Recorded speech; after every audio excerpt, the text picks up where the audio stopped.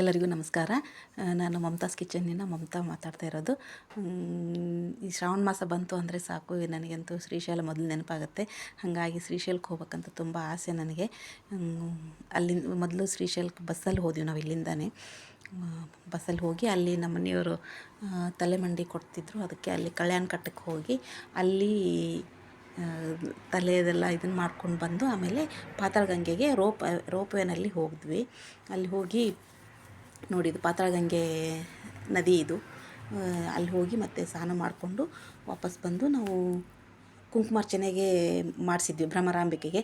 ಆದರೆ ಅಲ್ಲಿ ಒಳಗಡೆ ಮೊಬೈಲ್ ಅದೇನು ಬಿಡೋದಿಲ್ಲ.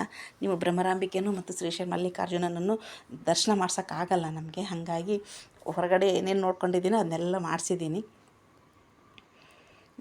ನೋಡಿ, ಅಲ್ಲಿ ಪಾತಾಳಗಂಗೆನಲ್ಲಿ ಸ್ನಾನ ಮಾಡ್ಕೊಂಡ್ಬಂದು ಹೋಗಿ ಕುಂಕುಮಾರ್ಚನೆ ಮಾಡಿಸ್ಕೊಂಡ್ಬಂದು ಇಲ್ಲಿ ಜಗದ್ಗುರುಗಳಾದ ಶ್ರೀಶೈಲ ಮಲ್ಲಿಕಾರ್ಜುನ ದೇವಸ್ಥಾನದ ಜಗದ್ಗುರುಗಳಾದ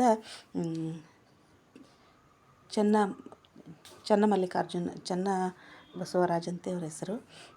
ಅಲ್ಲಿ ಇವರಿದು. ಆಮೇಲೆ ಅಲ್ಲಿ ಲಿಂಗ ಪೂಜೆ ಮಾಡಿಕೊಂಡು ಮುಗಿಸ್ಕೊಂಡು ನಾವು ಇರೋ ಚೌಟ್ರಿನಲ್ಲಿ ಒಬ್ಬರು ಭಜನೆ ಮಾಡ್ತಿದ್ರು, ಅಲ್ಲಿ ಹೋಗಿ ಕೂತ್ಕೊಂಡು ಭಜನೆ ಮಾಡಿ ಬಂದೆ.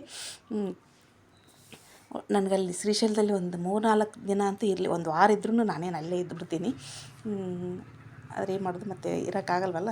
ಒಂದು 4-5 ದಿವಸ ಇದ್ದು ಬಂದುಬಿಟ್ಟೆ. ಇವಾಗ ನೋಡಿ ಸಾಕ್ಷಿ ಗಣಪತಿ ಬಂದಿದ್ದೀವಿ ಇಲ್ಲಿ.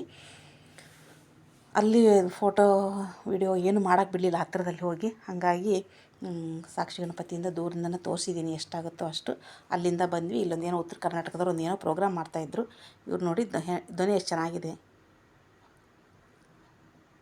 ಮತ್ತು ಅಲ್ಲಿಂದ ದೇವಸ್ಥಾನದ ಪ್ರಸಾದ ಇರುತ್ತೆ, ಅಲ್ಲಿ ಪ್ರಸಾದ ಮಾಡಿಕೊಂಡು ವಾಪಸ್ಸು ಇನ್ನೇನು ಊರ ಕಡೆಗೆ ಬಂದ್ವಿ.